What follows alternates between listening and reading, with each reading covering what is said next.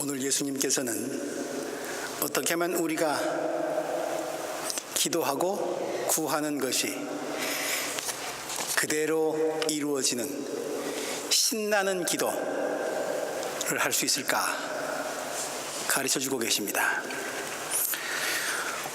오늘 마가복음 본문 말씀을 읽으면 우리는 무엇보다 이런 의심과 호기심을 품게 됩니다. 기도하면 진짜 산이 옮겨져?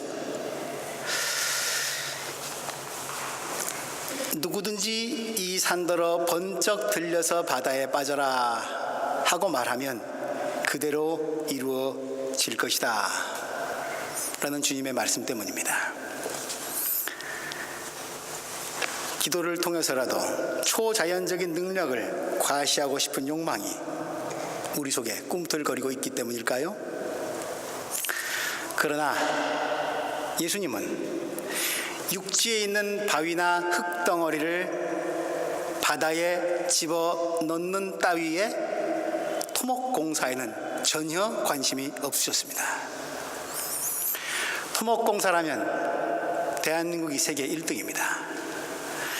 대규모 토목공사로 아주 지도 자체를 바꿔버리는 나라이니까요. 산을 옮겨 바다를 메꾸는 일이라면 주님이 아니라 대한민국의 건설회사에 부탁하는 것이 더 효과적일 것입니다.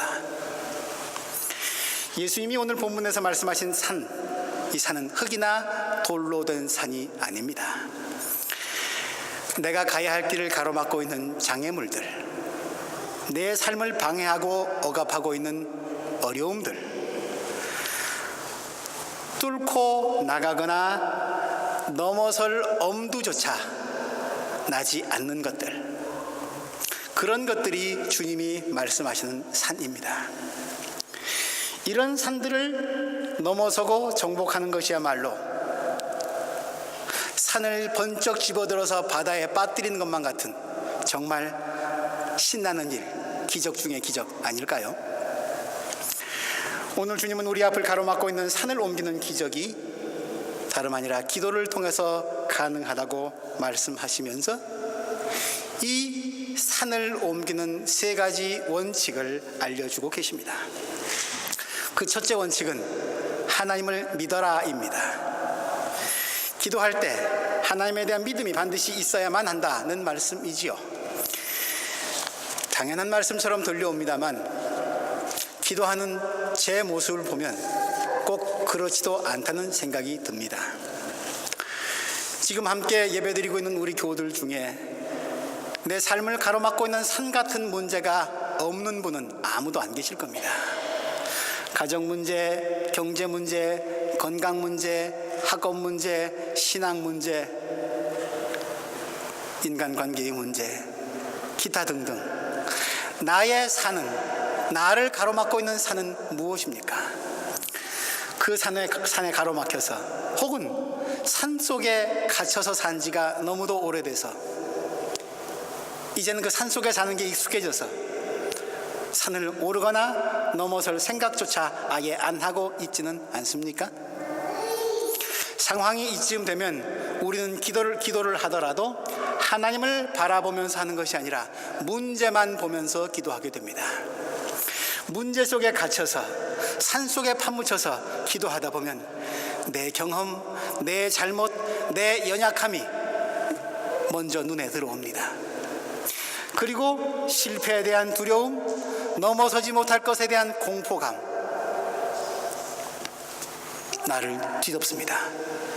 기도를 한다고는 하는데 내 앞을 가로막고 있는 산은 점점 높아져 가고 점점 더 깊어져 가고 커져 갑니다. 점점 더 산골에 파묻혀 버리고 맙니다. 그리고 나면 그 산을 움직일 수 있는 능력이 내게는 없다. 나의 무기력과 무능함만이 마음속에 또아리를 틀게 됩니다. 그렇게 되면 내 기도는 참 내가 봐도 처량하고 불쌍해질 수밖에 없습니다. 기도하면 뭐해? 달라지는 게 있어야지. 그런 체념적 생각이 기도를 마치는 순간에 동시에 들어오는 거죠. 하나님께 문제를 해결해 주시기를 부탁드리면서 하나님은 쳐다보지 않고 나를 가로막고 있는 산만 계속해서 쳐다보거나 그 속에 빠져서 기도할 때가 얼마나 많이 있는지요. 하나님, 사랑의 눈으로 너를 어느 때나 바라보시고 하나님 인자한 귀로서 언제나 너에게 기울이시니 어두움의 밝은 빛을 비춰주시고 너의 작은 신음에도 응답하시니 너는 어느 곳에 있든지 주를 바라고 주만 바라볼지라. 우리의 찬양이 우리 삶의 기도의 중심에 잡히기를 바랍니다. 시선을 돌리고 초점을 바꾸십시오. 내 앞을 가로막고 있는 산을 쳐다보지 말고 산 너머에 하나님을 바라보십시오. 나의 초라한 능력에 초점 맞추지 말고 하나님의 무한한 능력에 초점을 맞추십시오. 그러므로 기도의 제1원칙 하나님을 믿으라는 것은 하나님께 시선을 돌리고 하나님께만 초점을 맞추라는 말씀입니다. 그리고 친절하게도 주님은 어떻게 하면 우리가 하나님께만 초점을 맞출 수 있는지 그 방법도 알려주고 계십니다. 오늘 본문 23절 하반절 말씀, 마음에 의심하지 않고 말한 대로 될 것을 믿는 것입니다. 의심하지 않고 믿는 것. 독일어 성경은 이렇게 되어 있습니다. Zweifelt nicht in deinem Herzen, sondern glaubte. 하나님을 믿는다는 것, 의심하지 않는다는 것을 말합니다. 하나님을 의심하지 않는 거죠. 독일어로 의심을 Zweifel이라고 하는데 의심한다는 것이 그 내용이 뭔지 아주 명확하게 번역한 잘된 단어라고 생각이 듭니다. 두 마음 품지 않는 것, 그게 바로 믿음입니다. 혹시 여러분들 이런 경험 있으십니까? 기도라고 할 것도 없었는데 그냥 마음속으로 혹은 혼잣말로 스쳐 지나가듯 소원을 말한 적이 있습니다. 하나님께서 이렇게 해주시면 참 좋을 텐데, 그리고 잊어버리고 지냈는데 시간이 좀 지나고 나서 보니까 내가 바랬던 대로 다 이루어져 있는 경우 말입니다.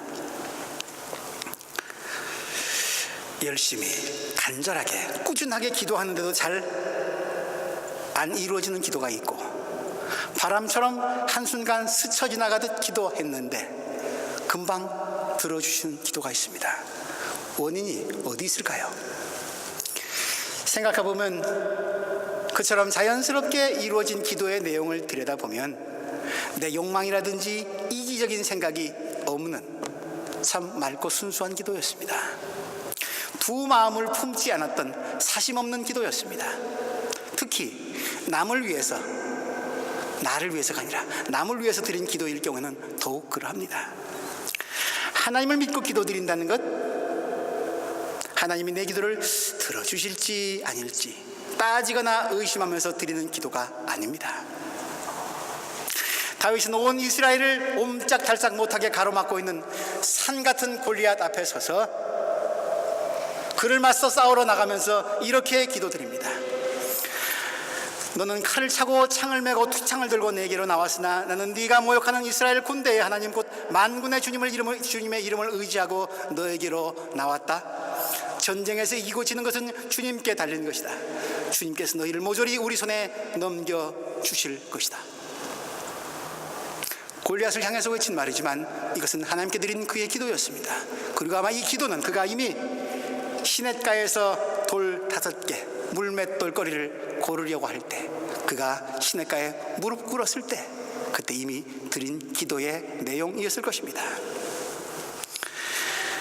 우리의 믿음이 나를 가로막고 있는 골리앗을 넘어서 하나님의 안에 머무를 때, 우리의 경험과 지식과 판단을 넘어서 하나님의 지혜와 능력을 온전히 의지할 때, 그러면 하나님은 나의 기도를 들으시고 나를 가로막고 있는 걱정, 두려움, 실패, 포기, 그런 끔찍한 이름의 산을 번쩍 집어들어서 바다 한가운데로 던져버리실 것입니다. 기도의 기적이 일어나는 것이죠. 산을 옮기는 기도의 두 번째 원칙은 바라는 마음, 기대하는 마음으로 기도하는 것입니다. 24절 말씀, 그러므로 나는 너희에게 말한다. 너희가 기도하면서 구하는 것은 무엇이든지 이미 그것을 받은 줄로 믿어라. 그리하면 너희에게 그대로 이루어질 것이다. 우리가 하나님께 드리는 기도는 지배자와 피지배자 사이에 이루어지는 명령과 복종의 관계가 아니라 부모와 자식, 연인 사이에서처럼 이루어지는 친밀함과 신뢰 가운데서 이루어지는 대화입니다. 3살짜리 아이가 있었습니다. 아빠가 퇴근할 시간이 됐습니다. 아빠를 기다리다가 아빠가 저만큼 옵니다. 마당에 들어섰습니다. 2층 발코니에 있던 아이는 아빠가 오니까 너무 좋아서 아빠한테 뛰어듭니다. 발코니에서 날라버렸어요. 기겁을 한 아빠는 혼신의 힘을 다해서 아이를 잡습니다. 품에 안습니다. 정말 까무러칠 뻔한 일이 일어났죠. 엄마도 아빠도 정말 삼수갑산을 갔다 온 것 같습니다. 어쩌자고 그랬어? 아빠가 날 받아줄 줄 알았거든.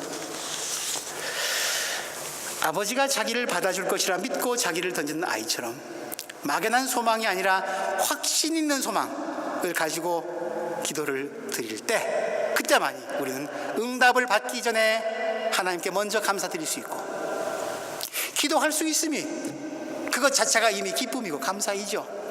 그리고 이렇게 응답받기 전에 감사의 마음으로 확실한 소망을 갖고 드리는 기도야말로 받은 줄로 믿고 드리는 기도고 이미 그대로 이루어진 기도입니다.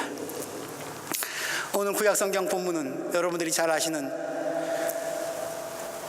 모세의 기도의 이야기가 담겨 있습니다. 출애굽할 때의 이야기입니다. 가나안 땅 들어가야 되는데 아말렉 백성들이 이스라엘 백성들의 행로를 가로막습니다. 전투가 벌어집니다. 모세는 여호수아에게 명령합니다. 차세대 지도자지요. 네가 나가서 싸워라. 나는 기도로 뒤에서 후원하겠다. 여호수아가 생각합니다.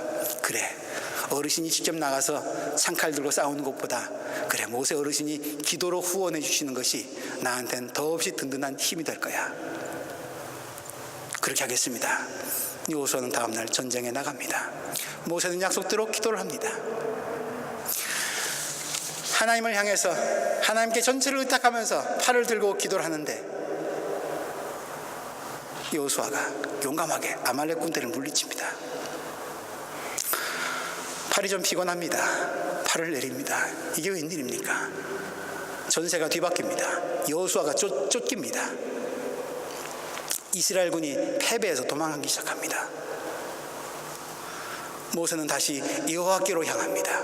하나님께로 문제를 가져갑니다. 다시 손을 들고 기도합니다. 하나님, 굽어 살피소서, 도와주소서. 다시 전세가 역전됩니다. 모세는 한 가지 원칙을 깨닫습니다. 승리의 비결은 하나님께 맡기는 게 있구나. 승리의 비결은 기도에 있구나. 싸움에 이기는 능력은 기도에서 흘러나온다는 것을 모세는 알았습니다.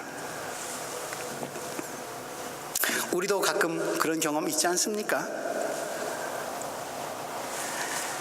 내가 매일 부딪히는 삶의 참 어지러운 문제들 가운데서 하나님이 이 문제 안에 개입해 주시기를 정말 온 마음과 몸을 열어서 하나님을 초청한다면 우리의 초대를 받으신 하나님, 우리 삶의 자리에 깊숙이 들어오십니다. 그리고 그분의 이름으로 승리의 깃발을 우리 삶 가운데 꼽아주십니다. 가정에서, 직장에서, 사업체에서, 교회에서 내가 하나님을 필요로 하는 문제가 해결받기를 바라는 그 어느 곳에서나 어느 때나 때론 그것이 지혜라는 형태로 올 수 있습니다. 평소에는 생각지도 못했는데 불현듯 기도 가운데 무슨 이대가 갑자기 탁 떠오르는 거죠. 마치 사막에서 오아시스를 만난 것 같은 그런 경험, 그런 생각 떠오를 때 여러분들 가끔 경험하셨을 겁니다. 어떨 때는 정말 용기조차도 낼 수 없었는데 기도 가운데서 용기를 얻기도 합니다. 어떨 때는 견디기 힘들었는데 기도하면서 인내할 수 있는, 참을 수 있는, 기다릴 수 있는 그런 힘을 얻기도 합니다. 어떨 때는 기도하고 나니까 내 주변을 둘러쌌던 사람들이, 힘들었던 사람이, 어려웠던 상황이 변화합니다. 하나님이 내게 주시는, 꼽아주시는 승리의 깃발, 여호와 니시의 깃발입니다. 하나님의 능력, 여러분이 바라고 구하신다면 기도 무릎부터 꿇으실 수 있기 바랍니다. 그 무릎 안에 하나님께 항복하는 그 자리에 하나님의 능력이 충만히 임합니다.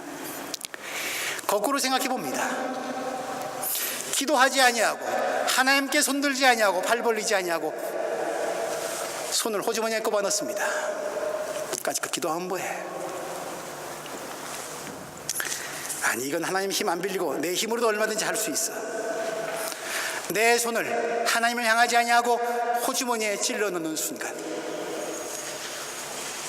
하나님의 능력이 우리 삶을 뚫고 들어오기는 매우 어렵습니다. 그렇게 기고만장한 척 살다가 어느 땐가 패배의 기운이 내 삶 가운데 깃든 것을 발견할 수 있을 겁니다. 그리하면 지체 없이 하나님께 다시 돌아가십시오. 하나님께 다시 맡기십시오. 그리고 다시 기도하기 시작하십시오. 물론 팔 오래 들고 있기가 쉽지가 않겠죠. 계속해서 기도한다는 것 얼마나 어렵습니까?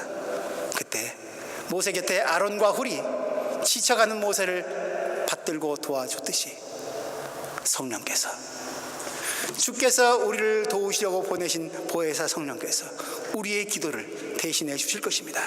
말할 수 없는 탄식으로 피조물들의 신음소리를 하나님께 올려드릴 겁니다. 성령의 간구를 들으신 하나님, 우리에게 가장 필요한 해방의 종소리를 다시 들려주실 것입니다. 기도하는 일, 우리의 삶의 문제를, 산을 넘어갈 수 있는 가장 첩경이고 지름길입니다.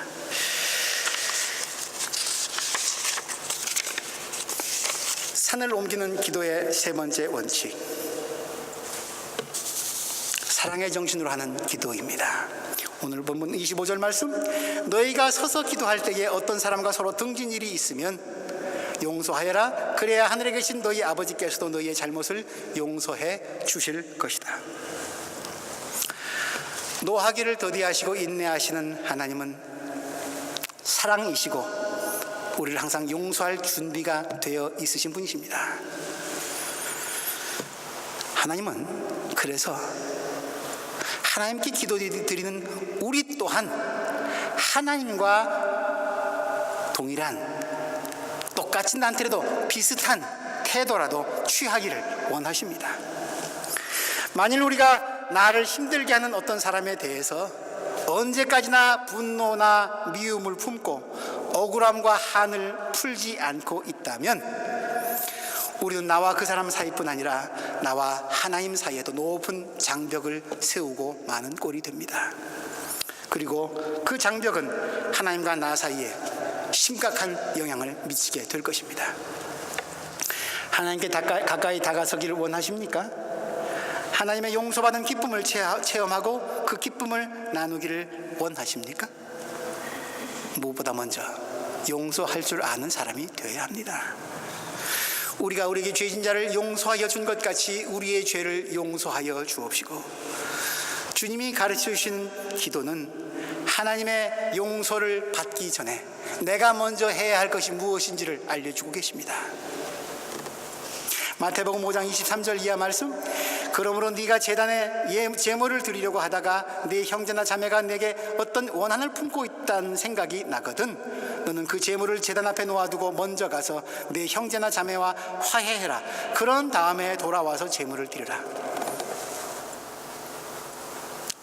예배만 드린다고 만사능통이 아니라 예배 드리기 전에 예배 드리는 자의 합당한 삶의 자세 어떤 건지 알려주고 계십니다.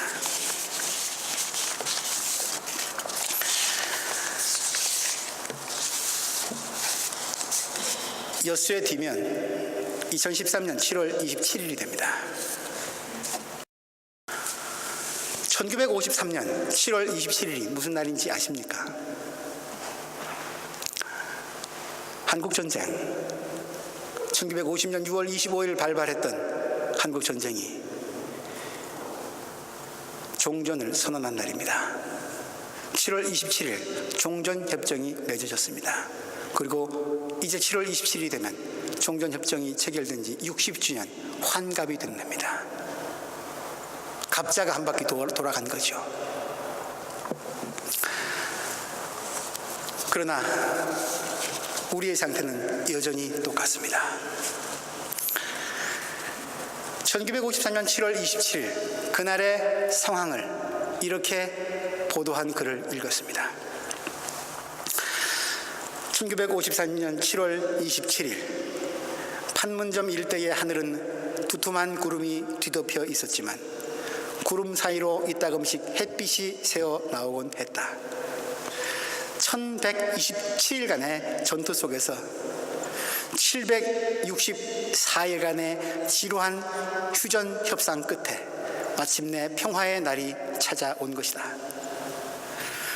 정전협정 조인식장으로 설치된 간이 건물의 벽에는 평화를 상징하는 비둘기 2마리가 그려져 있었다. 이윽고 오전 10시 정각 윌리엄 해리슨 유엔군 측 수석 대표와 남일 공산군 측 수석 대표가 탁자 하나를 사이에 두고 자리에 앉았다. 그러나 조인식장 분위기는 냉랭했다. 수석 대표들은 단 한마디의 인사말도 나누지 않고 악수도 생략한 채 정전협정 문서에 서명했다. 서명을 마친 두 사람이 자리에서 일어났을 때 눈이 마주쳤다. 하지만 누구도 입을 열지 않았고 그냥 퇴장해버렸다. 그날 오후 10시 한반도의 전 전선에서 총성이 완전히 멎었다. 그러나 냉랭하기 이를 데 없는 분위기가, 정전 후의 분위기가 이후 60년간 양측이 벌인 치열한 냉전의 전주곡이 될 줄 누가 알았으랴. 정전협정이 또 다른 분쟁의 시작이 됐다는 그런 보도입니다. 우리의 마음을 아프게 하는 또 하나는 이 정전협정 이 테이블에 남한 측 대표는 자리하지도 못했다는 얘기입니다.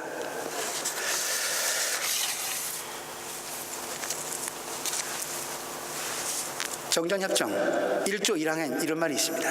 한 개의 군사 분계선을 확정하고 쌍방이 이 선으로부터 각기 2km씩 후퇴함으로써 적대 군대 간에 한 개의 비무장지대를 설치한다.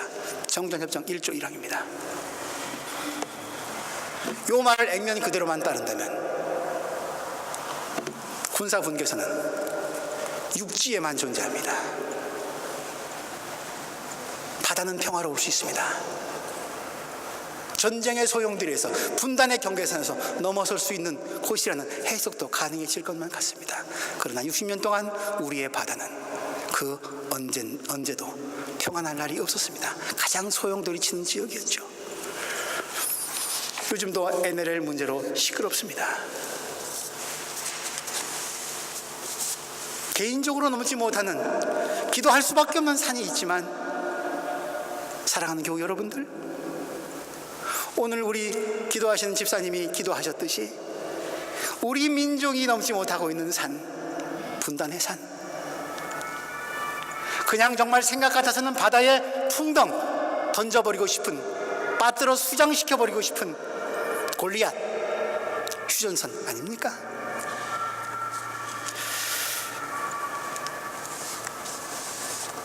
남쪽은 60년 동안 휴전선을 앞에 두고 자본의 바벨탑을 쌓아왔습니다. 놀랍도록 경제는 성장했습니다.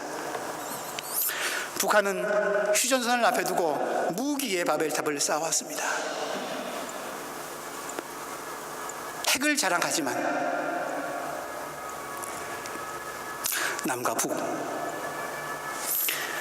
두 형제 간에는 미움과 증오가, 불신과 갈등이 더욱 키워만져간 그런 세월이었습니다.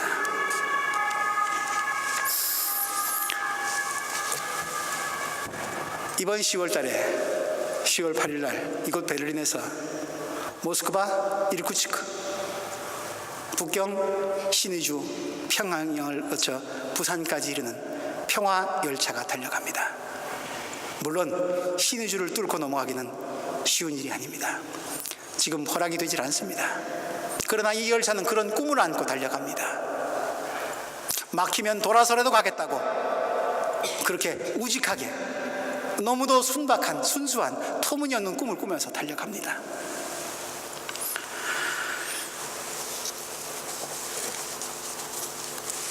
신의주에서 평양을 거쳐 부산을 철도길로 달려간다는 일, 현실적으로 가능합니까? 그러나 그것이 우리를 가로막고 있는 산이라면 믿는 마음으로 기도하면서, 하나님을 믿는 마음으로 기도하면서, 이번에 뚫리지 않으면 하나님이 언젠가는 어떤 방식으로, 하나님의 방식으로 뚫어주시리라 믿으면서 우린 기도할 뿐입니다. 의심하지 않고 바라고 기다리면, 그리고 기도의 세 번째 원칙, 믿고 바라고 기다리면서 마지막 세 번째 원칙, 우리가 형제를 용서하고 끌어안으면, 그러면 언젠가는 하나님이 하나님의 방식대로 저 휴전선을 바다에 수장시켜 버리실 것이라는 믿음을 가지고 평화열차는 달려갑니다. 조국에서 멀리 떨어져서 우리가 무엇을 할 수 있겠습니까? 라고 하나님께 말씀드렸지만, 우리 기도하신 집사님, 그 기도야말로 우리가 할 수 있는 최선이고 하나님이 받으시는 최고의 선물입니다. 기도밖에 우리가 할 게 뭐가 있습니까? 그 기도를 통해서 정전협정을 평화협정으로 바꾸는 일, 통일과 평화의 아침을 여는 일, 하나된 나라를 이룩하는 일, 우리 그 꿈 포기하지 말아야 합니다. 아말렉을 물리친 영도자 모세는 훗날 가나안 땅에 입주했을 때 그의 백성들이 하나님 앞에서 정말 저지르지 않았어야 할 참혹한 잘못을 저지르는 현장을 보고서, 금송아지를 숭배하는 그 현장을 보고서 이렇게 기도합니다. 출애굽기 32장 31절 이하의 말씀입니다. 모세가 주님께 돌아가서 아뢰었다. 슬픕니다. 이 백성이 금으로 신상을 만들므로써 큰 죄를 지었습니다. 그러나 이제 주님께서 그들의 죄를 용서하여 주십시오. 그렇게 하지 않으시려면 주님께서 기록하신 책에서 저의 이름을 지워 주십시오.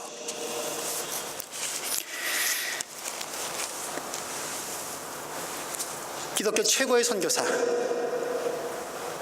예수 이름 때문에 자기의 유익했던 것들, 모든 것들을 다 내던지고 그것 때문에 엄청난 고초를 겪었음에도 불구하고 예수 때문에 기뻐했던 그 사람 바울, 그는 동족을 위해서 이렇게 기도합니다. 로마서 9장 2절 이하입니다. 나에게는 큰 슬픔이 있고 내 마음에는 끊임없는 고통이 있습니다. 나는 육신으로 내 동족인 내 교례를 위하는 일이면 내가 저주를 받아서 그리스도에게서 끊어질지라도 달게 받겠습니다.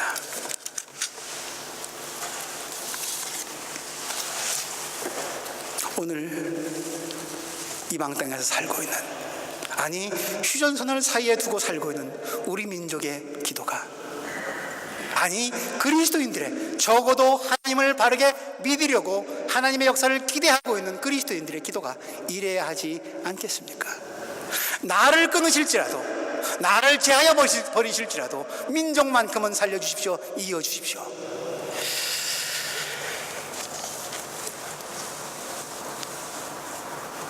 전쟁을 쉬게 하시고 그치게 하시고 창을 갈아 보습을 만들게 하시는 하나님, 아니 이리와 어린 양이, 염소와 곰이, 사자와 새끼 양이, 표범과 어린아이가 함께 한 들판에서 장난하면서 뛰노는 그런 세상을 꿈꾸는 그런 평화의 꿈을 꾸면서 우리 각자 삶의 현장에서 평화의 열쇠를 이제는 좀 칙칙폭폭 소리라도 내면서 가동시켜야 되지 않을까요? 정전 60주년입니다. 그러나 우리는 그 어느 한 날도 전쟁이 쉬고 있다, 싸움이 멎었다 라는 흔적을 발견한 적이 없습니다. 왜 그럴까요? 오늘 주께서 말씀하신 기도의 원칙에 빗대어 본다면 우리는 내 소원은 하나님께 많이 아뢰지만, 그래서 때로는 산 같은 문제가 해결되는 기쁨도, 기도의 응답도 받아봤지만, 기도의 마지막 원칙, 하나님이 제일 기뻐하시는 기도, 내 형제를 용서하고 받아들이고 함께 와서 예배드리라, 이 기도가 빠졌기에, 이 예배가 빠졌기에, 이 정신을 생략했기에 오늘의 기독교가, 오늘의 교회가 역사 가운데서 무기력하게 남아있는 것 아닌가 되돌아보게 됩니다. 예수께서 여기 우리 조국에 다시 오신다면 무슨 꿈을 꾸실까요? 그리고 가장 먼저 어디를 찾아가실까요? 저는 철조망 덮여있는 비무장지대, 그곳부터 예수님께서 찾아가실 것 같습니다. 그리고 그 철조망 사이를 휘짓고 다니시면서 온몸에 다시 가시면류관으로 상처받으셨듯이 그렇게 피 흘리실 것 같습니다. 그 예수님 도와드려야 되지 않습니까? 하나님을 믿으십시오. 그리고 그분이 우리에게 펼쳐주실 거룩한 역사를 기대하십시오. 그리고 믿고 기대하는 것만큼 우리 곁에 구체적인 이웃들을 용서하고 끌어안고 사랑하는 일, 그래서 산을 옮겨 바다에 빠뜨리는 정말 기적 중의 기적, 신비한 일들을 이 땅의 현실 가운데 이루어내는 성령의 사람들이 되기를 주님의 이름으로 기원합니다. 하나님, 주께 기도드리며 나아갑니다. 우리를 가로막고 있는 산 같은 현실들이 너무 많기에 주만 바라볼 수밖에 없습니다. 의심하지 않고 주를 바라봅니다. 기대하며 주께 간구합니다. 돌아보니 내게 미움과 한이 너무 많이 남아있는 것 같아 그것부터 씻고 오겠습니다. 주여, 우리를 불쌍히 여겨 주옵소서. 우리에게 꼭 필요한 삶의 양식을 허락하여 주옵소서. 예수 그리스도의 이름으로 기도드립니다.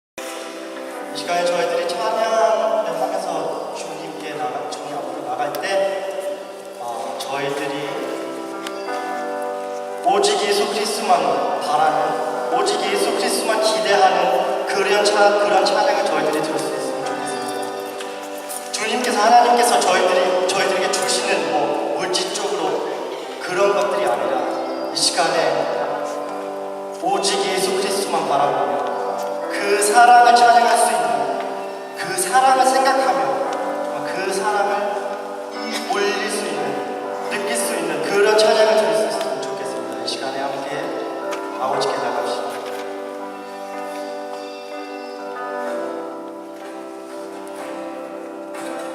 아버지 사랑 내가 노래해, 아버지 은혜 내가 노래해.